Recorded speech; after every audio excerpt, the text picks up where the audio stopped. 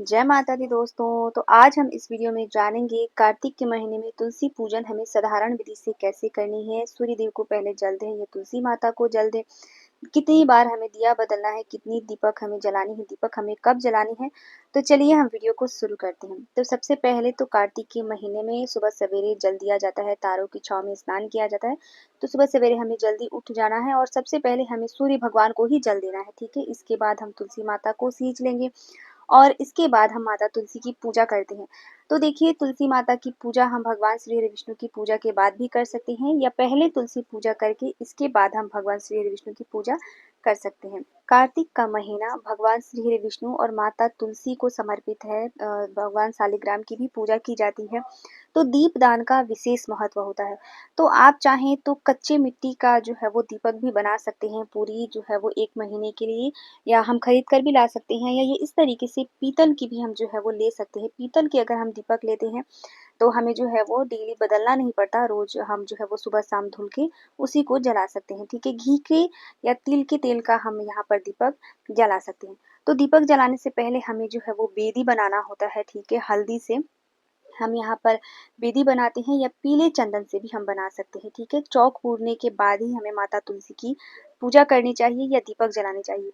तो देखिए, मैं इस तरीके से यहाँ पर एक छोटा सा बेदी बना रही हूँ। इसी तरीके से हमें हल्दी से बेदी बना लेनी है। सुबह शाम चाहे तो हम बना सकते हैं, नहीं तो सिर्फ सुबह के समय पे हमें जरूर से ही बनानी है। और अगर समय है इतना हमारे पास तो दोनों समय भी हम बना सकते हैं, ठीक है। तो हल्दी से इसी प्रकार जो है वो हमें बेदी बना लेनी है। फिर हम जो है वो वहाँ पर पुष्प चढ़ा देंगे और दीपक जला के, सबसे पहले हम दीपक जलाते हैं तो दीपक जला के हम बेदी पर ही रख देंगे, या फिर हम जो है वो उस बेदी पर फल प्रसाद भी रख सकते हैं, लेकिन बेदी हमें जरूर बनानी चाहिए, ठीक है।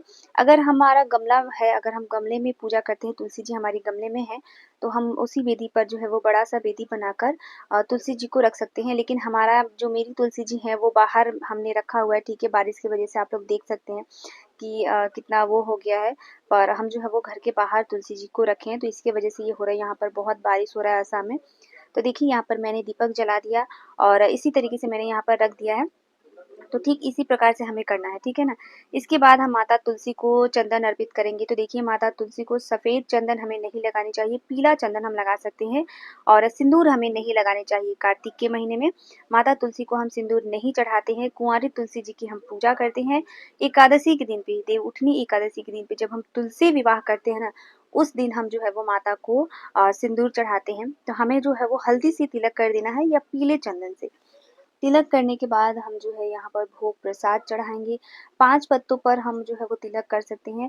और एक चीज़ मैं और बताती चलूँ कि पहले दिन हम जो है वो तुलसी जी को वस्त्र स्वरूप हमें चुंदरी हो गया या कलावा हम जो है चढ़ाते हैं। चुंदरी अगर ना भी हो पाए तो एक कलावा रूप से हमें जो है वो चढ़ा देना है वस्त्र स्वरूप, ठीक है। लेकिन चढ़ानी ज़रूर है। रोज़-रोज़ हमें नहीं करना है, ठीक है। डेली ही हमें नहीं करना है। पहले दिन या दूसरे दिन हम कर देंगे, ठीक है। पूरे 1 महीने के लिए हमारा हो जाएगा कार्तिक के महीने में, ठीक है ना। और चुंदरी जो है वो हम शादी के दिन भी उड़ा सकते हैं, ठीक है। इसके बाद हम जो है वो फूल चढ़ा देंगे माता को, भोग प्रसाद चढ़ाएँगे।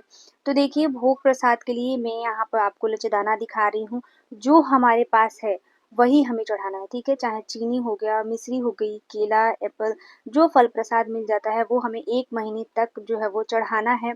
थोड़ा-सा हम लाकर अलग से रख भी सकते हैं, या घर में अगर है तो हम वो भी चढ़ा सकते हैं, साफ़ होना चाहिए, ठीक है ना। पर हमें चढ़ानी ज़रूर है। सुबह-शाम चाहें तो सुबह-शाम भी हम भोग लगा सकते हैं, नहीं तो एक समय हमें भोग ज़रूर लगानी है। मैं तो बोलूँगी कि सुबह-शाम अगर हम लगाते हैं तो बहुत अच्छा है, ठीक है।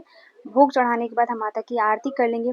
जो दीपक हमने जलाया है उसी से भी हम माता की आरती कर सकते हैं, नहीं तो अलग से कपूर से हम आरती कर लेंगे, ठीक है। तो इसी प्रकार से हमें अपनी पूजा करनी है।